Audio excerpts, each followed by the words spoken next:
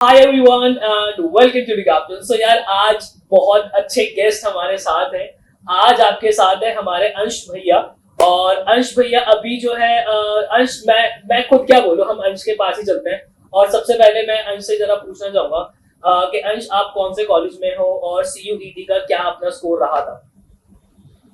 Hello everyone, I am Manish Gupta. I am from Jaipur.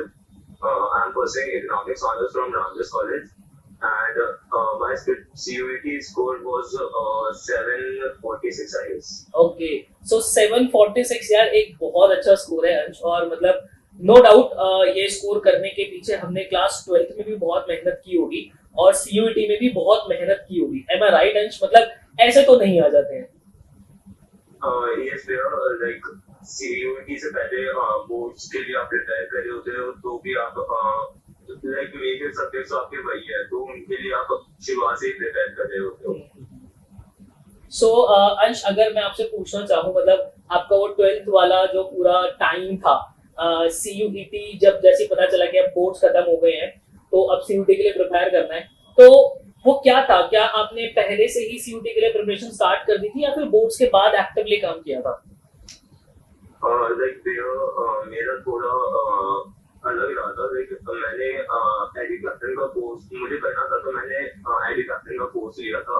Okay जो कि मैंने नवंबर and में लिया था, शायद अगर 2.2 बैच में था मैं। ओके एंड मैंने लाइक सोचा था कि मैं प्रिपेयर करना स्टार्ट कर दूंगा, बट मेरे एक टीचर जिनसे मैं ट्यूशन ले रहा था अकाउंट्स का, उन्होंने उनसे बात करते वक्त मैंने ये मतलब उन्होंने मुझे समझाया कि पहले जो हम चीज कर रहे होते हैं पहले उसको एक्सेल करते हैं। जो आप कर रहे हो पहले उसे अच्छा करो। तो मैंने सोचा कि अब अच्छा करना है तो पहले कोर्स को पूरा अच्छे से करेंगे। तो मैंने कोर्स पूरा अच्छे से पहले कंप्लीट किया। उसके बाद थोड़ा मेरा कंफ्यूजन सीए के साथ था कि मुझे सीए करना चाहिए या सीयूईटी की तरफ जाना चाहिए दिल्ली यूनिवर्सिटी। तो इस वजह से थोड़ा कंफ्यूजन था। तो 31 मार्च को हमारा अकाउंट्स का लास्ट पेपर हुआ था कोर्स का।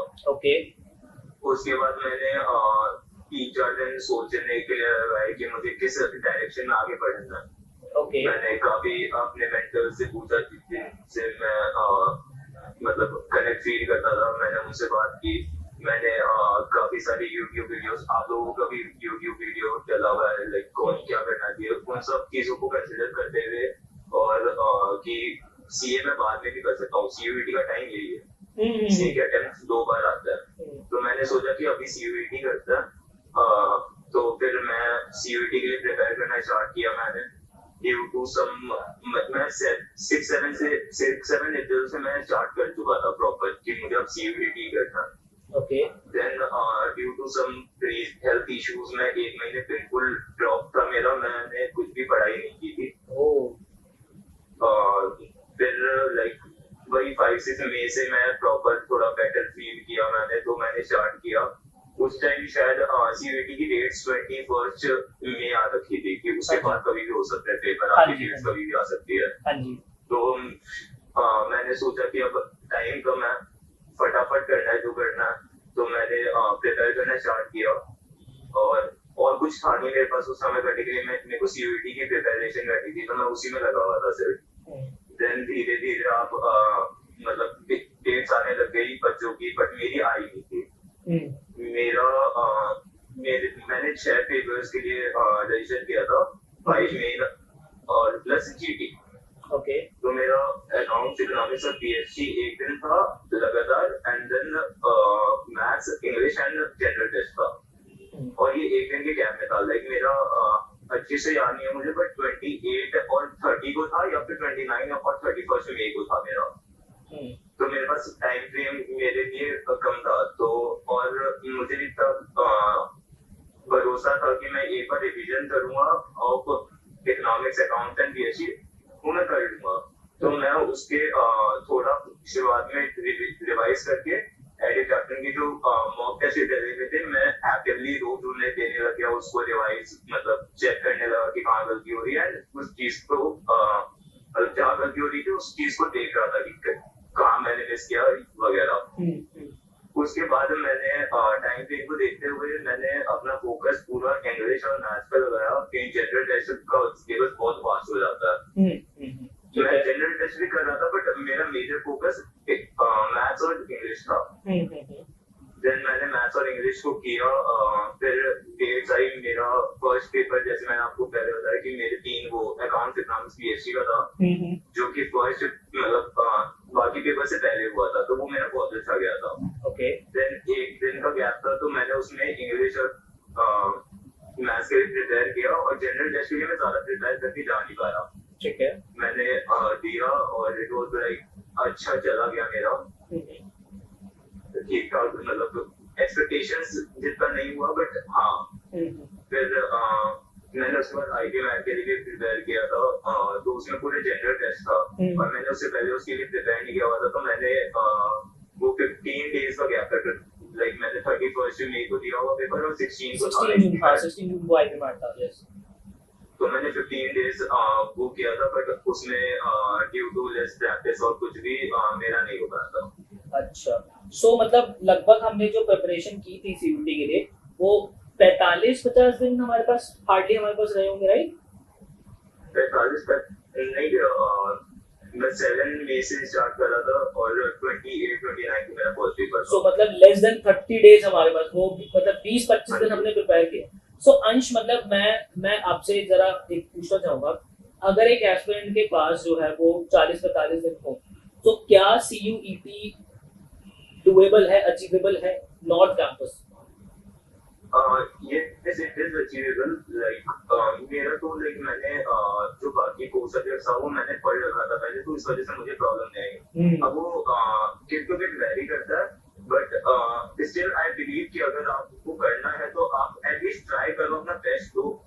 रिजल्ट आपके हाथ में नहीं होता, लाइक जो भी होगा वो अच्छा ही होगा। सही बात है। और मैंने भी एक्सपेक्ट नहीं किया था इतना सब कुछ होने के बाद कि मेरा भी हो जाएगा, और स्कोर की नॉर्मलाइजेशन में मार्क्स वगैरह कटना और बहुत ज्यादा टाइम लगाना रिजल्ट आने में, इतने सारे प्रोसेस, उस सब में बहुत ज्यादा ऐसा लगता है कि होगा नहीं होगा, आप बहुत ज्यादा एंजाइटी फील कर रहे हो, तो वो बहुत बड़ा टास्क होता है। और मतलब जैसा आपने बताया कि हेल्थ इश्यूज हो रहे थे उस टाइम पे, एक तो हेल्थ साथ नहीं दे रही है, ऊपर से ब्रेन और हार्ट एक जगह लगा होगा कि नहीं यार वो ड्रीम कॉलेज के अंदर पहुंचना है, तो वो एक स्ट्रगल अपने आप में आपने किया होगा उस टाइम पे, मैं उस चीज को फील कर सकता हूँ।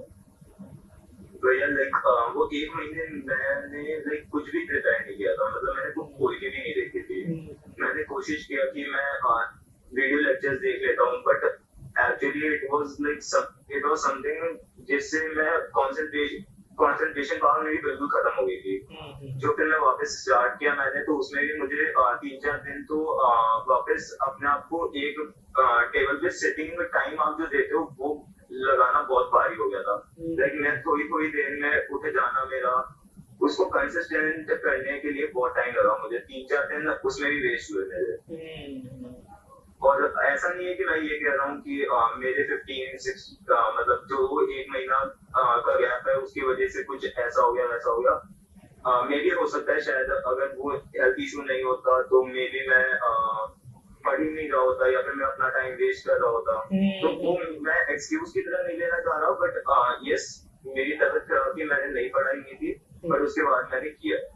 मतलब ये तो मुझे, मैं खुद सुन के अंश को इतना इंस्पायर हो रहा हूँ कि लोग ये होते हैं ना कि मतलब अगर बीमार हो गए तो उसको एज ए एक्सक्यूज यूज कर लेते हैं कि मैं बीमार हो गया था तो मैं वो नहीं कर पा रहा हूँ, मैं ये नहीं कर पा रहा हूँ, मैं ये हो गया। और आप जो हो, आप तो मतलब रियल फाइटर हो यार, मतलब बीमार होने के बाद भी आपके मन में था कि मुझे कॉलेज पहुंचना है, और आपने रियल फाइट करके, और आज आप एक बहुत अच्छे कॉलेज, मतलब कि रोडिमल पहुंचना, सॉरी रामजस पहुंचना अपने आप में एक बहुत बड़ी बात है। वो नॉर्थ कैंपस की वाइब, वहाँ पे कॉलेज पहुंचकर ही आपको जो एक वो एनवायरनमेंट वहाँ पे फील हुआ होगा, पूरा नॉर्थ कैंपस है, स्टूडेंट भरी वो पूरी लाइफ है, तो अच्छा कितना लगता होगा। सो अंश, मैं यहाँ पे जानना चाहता हूँ, अगर कोई बच्चा, आप कॉमर्स स्ट्रीम से ही रहे हो आई गेस, राइट? हाँ। सो कॉमर्स स्ट्रीम का अगर कोई बच्चा सीयूटी के लिए प्रिपेयर करना चाहता है, तो हम सब्जेक्ट वाइज में आपसे पूछना चाहूंगा कि कौन कौन सी बुक्स वो रेफर कर सकता है। सबसे पहले हम अकाउंटेंसी से स्टार्ट करते हैं। अकाउंटेंसी के लिए भैया मैंने ज्यादा बुक्स तो नहीं देखी है, मैंने मेजरली टीएस ग्रेवाल फॉलो की थी। एंड अकाउंट्स के लिए लाइक मेरे ट्यूशन टीचर ने मुझे एक्स्ट्रा ऑर्डिनरीली पढ़ाया था, लाइक वो सिर्फ बोर्ड्स के लिए नहीं पढ़ा रहे थे, he was doing like life के लिए प्रिपेयर करना है अकाउंटेंसी में, वो उस विजन से पढ़ाते हैं। ओके तो इस वजह से मुझे अकाउंट में एसेट कोई कभी दिक्कत नहीं है। टीएस ग्रेवाल फॉलो किया, सर कुछ रेफरेंसेस अलग बुक से लाते थे बट मेजरली टीएस ग्रेवाल ही था। सो जो आपके टीचर थे वो आपके ऑफलाइन टीचर थे या फिर ऑनलाइन कोई था? नहीं नहीं, ऑफलाइन। अच्छा, आप चाहो तो उनका नाम ले सकते हो यार, मतलब हमें कोई नहीं नहीं श्योर, मेरे टीचर का नाम विकास सर है, विकास सिंगल सर। सो वो जयपुर में ही पढ़ाते हैं? जयपुर में ही पढ़ाते हैं वो आपको? नहीं, उनका किशनगढ़ है, like due to some family arrangement मैंने 12th अपनी किशनगढ़ से की थी। ओके ओके एंड लाइक मैं रेगुलर स्कूल नहीं जाता था। Okay okay okay, I understand. चलो सही है यार। और बाकी तो मेजर अकाउंटेंसी में टीएस ग्रेवाल आपने सॉल्व किया, राइट?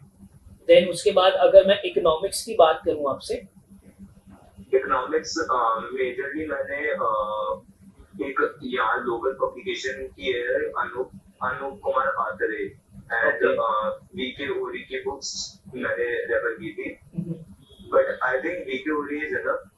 और थोड़ा बहुत आप अनूप कुमार आतरे इज लाइक वो बहुत अच्छे फॉर्म में दे रहा होता है आपको, स्ट्रक्चर वे में। Okay okay, nice. So like इसके बाद जैसे हम जब सीबीएसई के लिए पढ़ते हैं अंश, सो वहाँ पे हम यूजुअली अपना जो है डिस्क्रिप्टिव जो है आंसर्स की प्रैक्टिस कर रहे होते हैं। सो वो एमसीक्यू पे वापस आना, मतलब वो 4 ऑप्शन में से करेक्ट ऑप्शन जो है वो चूज करना, क्या उस स्विचिंग के अंदर आपको कोई दिक्कत आई थी? क्या उसके लिए कोई एक्स्ट्रा एफर्ट मारा आपने? एफर्ट तो मारना ही पड़ता भैया, बट ऐसा मुझे कॉन्सेप्ट क्लियर थे तो इस वजह से मुझे ऐसा कोई प्रॉब्लम नहीं आई। बट उस चीज के लिए कि 4 ऑप्शंस में से ही आपको सिलेक्ट करना है, उसमें बहुत ज्यादा हेल्पफुल एडू कैप्टन के मॉक टेस्ट भी थे।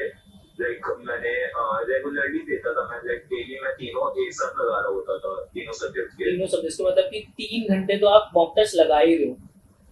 हाँ जी। मैं यहाँ पे स्टूडेंट्स को मतलब बताना चाहूंगा कि आप देखो, एंट्रेंस क्लियर करना ना एक कला होती है। आपको कॉन्सेप्ट्स आते हैं, ये एक कला है, पर उस कॉन्सेप्ट को वो टाइम फ्रेम के अंदर इस्तेमाल करना भी एक दूसरी कला है। और टॉपर वही बनता है जो इन दोनों कला के अंदर महारत हासिल करता है।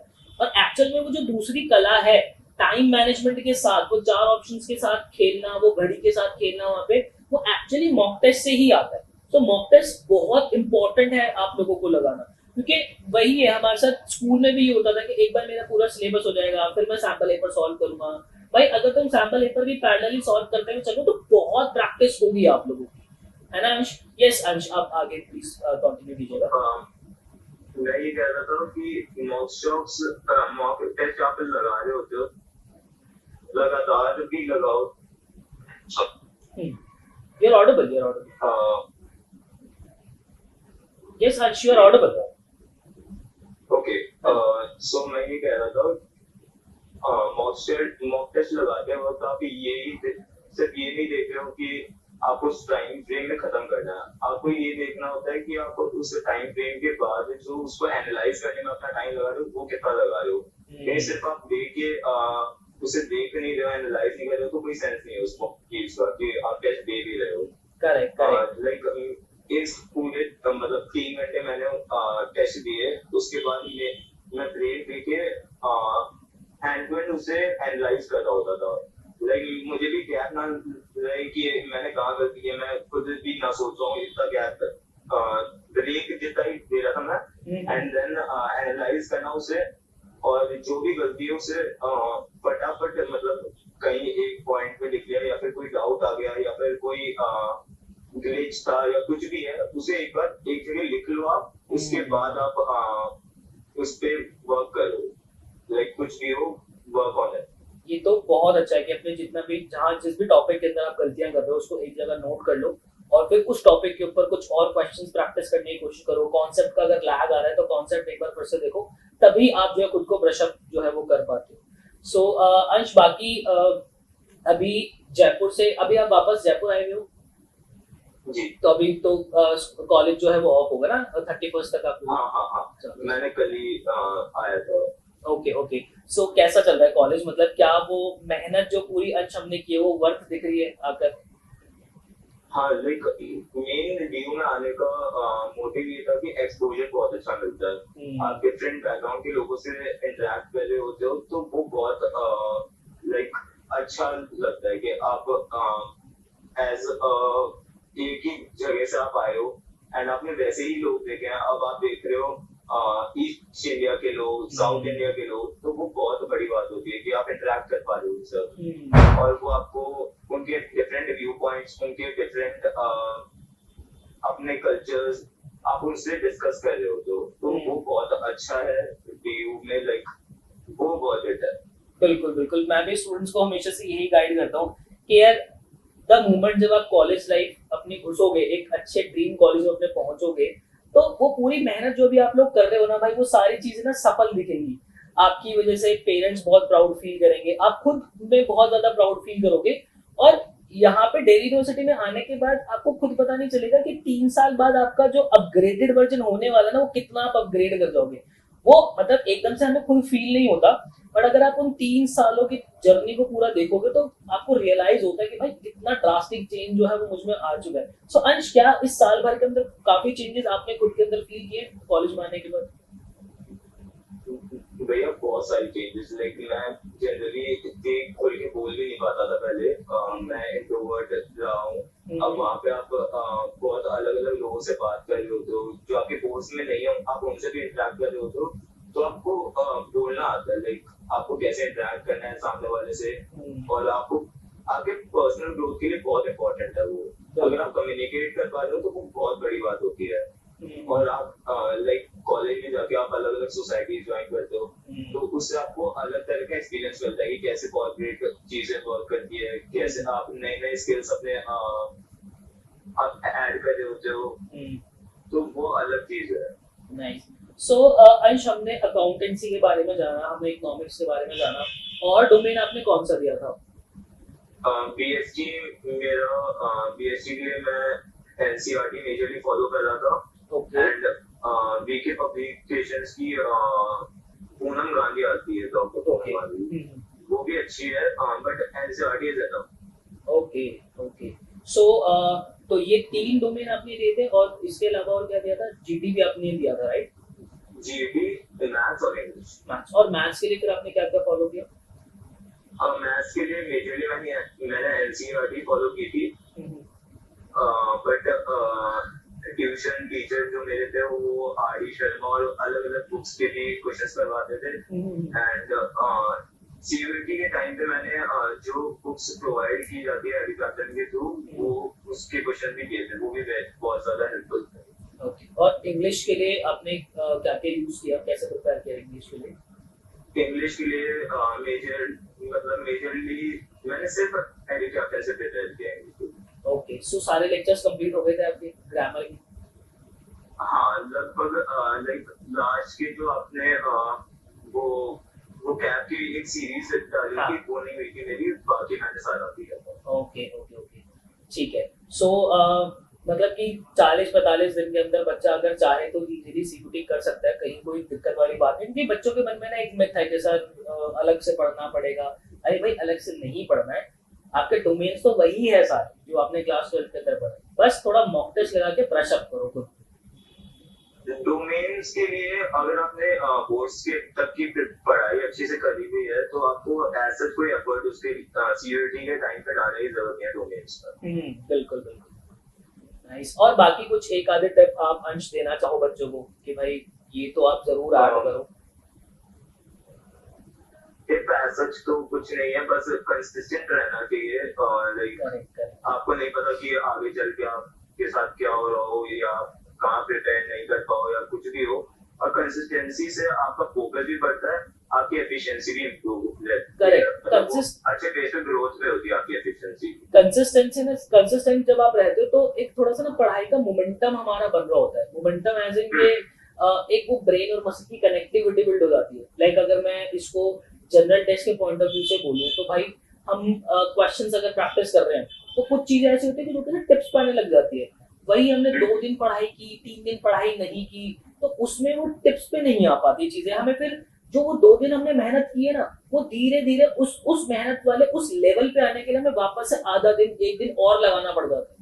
तो वो और ज्यादा जो है वो हमारा एफर्ट बढ़ जाता है। इसलिए कम पढ़ो भले, बट डेली थोड़ा थोड़ा थोड़ा थोड़ा पढ़ते रहो बिल्कुल। और इनफैक्ट मैं तो ये कहता हूँ कि भाई पूरा सिलेबस लो, उसको इक्वली डिवाइड करके रखो कि भाई 15, अभी जो एग्जाम है वो 15 मई से है, ठीक है। सो भाई टारगेट बच्चों का ये होना चाहिए भाई 10 मई तक एनी हाउ हमारा जो है सिलेबस वगैरह सारा कंप्लीट हो जाए, मॉक टेस्ट वगैरह हमारी सारी चीजें जो एटलीस्ट थोड़ा सा मोमेंटम मॉक टेस्ट को लेके हमारा बन जाए। ये जो है बच्चों की अप्रोच होनी चाहिए। तो इस अप्रोच से जो है बच्चों को अभी इन दिनों आगे बढ़ना चाहिए बिल्कुल। सो एक आधा कोई फर्स्ट डे जब कॉलेज पहुंचे तो कैसा रहा अच्छा भाई वहाँ पे? फर्स्ट डे कोई पढ़ाई नहीं होती है, ओरिएंटेशन होता है, टीचर्स आपको अपने बारे में बता रहे होते हैं कि आगे कैसे जाएगा, वो सब समझा रहे होते हैं। एंड आपसे इंट्रोडक्शन लिया जा रहा है, आप अपने पेयर्स को देख रहे होते हैं, वो अलग अलग जगह से आए होते हैं, वो अपना इंटरव्यू दे रहे होते हैं। तो वो बहुत अच्छा एक्सपीरियंस होता है। फर्स्ट डे मेरे हिसाब से मिस नहीं करना चाहिए कभी। बिल्कुल बिल्कुल बिल्कुल। चलो अंश, थैंक यू सो मच यार, आपने बहुत ही वैल्यूएबल इनसाइट्स जो है बच्चों के साथ शेयर किए हैं। एंड मुझे उम्मीद है ये हमारी जितनी भी जनता अभी इसको सुन रही है वो बहुत कुछ जो है अंश से जो है वो सीख के जा रहे होंगे। मैंने भी अंश से जो है बहुत कुछ सीखा है कि परिस्थितियां चाहे आपकी जैसी भी हो, उसको उसको एक्सेप्ट करके आगे बढ़ना ही एक्चुअल में रियलिटी है, और इसी को एक्चुअल में जीना कहते हैं, ठीक है। लाइफ आपको जो है बहुत सी स्टेजेस ऐसे आते हैं लाइफ के अंदर जब लाइफ आपको जो है पीछे धक्का दे रही होती है, आपको जो थोड़ा सा डटकर खड़ा होना होता है। और जब अगर आप वो थोड़ा सा एफर्ट मार के डटकर खड़े हो जाते हो ना, तो अंश की तरह वो एक बड़े कॉलेज में, ड्रीम कॉलेज में आप लोग पहुंच जाते हैं। Thank you so much Ansh, thank you so much, it was nice talking to you man. Thank you भैया, थैंक यू वेरी मच। मैं ये कहूंगा कि आप लोग बहुत अच्छे से मेंटरशिप दे रहे हो सभी को जो भी आ रहे हैं, एंड उसके लिए I appreciate your work. Like बाकी मैंने देखा है कि किसी भी यूट्यूब चैनल पे ऐसा नहीं हो रहा होता है कि आपको क्रिस्प में है ना पूरा अपडेट दिया जा रहा हो, चाहे कोई भी न्यूज हो। तो इसके लिए रियली थैंक यू, हमारा बहुत सारा टाइम बचा है इससे। Thank you so much, it was really great experience eight habit. Thank you so much. हमारी पूरी टीम की जब भी हम डिस्कस करते हैं चीज़ों को लेकर, तो सबसे पहला हमारा डिस्कशन यही होता है कि चाहे कुछ भी हो, बच्चों का समय बहुत ज़्यादा बचना चाहिए। वो एक ही छोटी छोटी चीज़ों के ऊपर बड़ी बड़ी वीडियोस बनाकर कोई फायदा नहीं। तो चलो थैंक यू सो मच अंश। और अगेन यार मैं बहुत सारा धन्यवाद देना चाहूँगा, आपने जो है टाइम निकाला और अपना समय जो है वो मुझे दिया। Thank you so much Ansh. Thank you.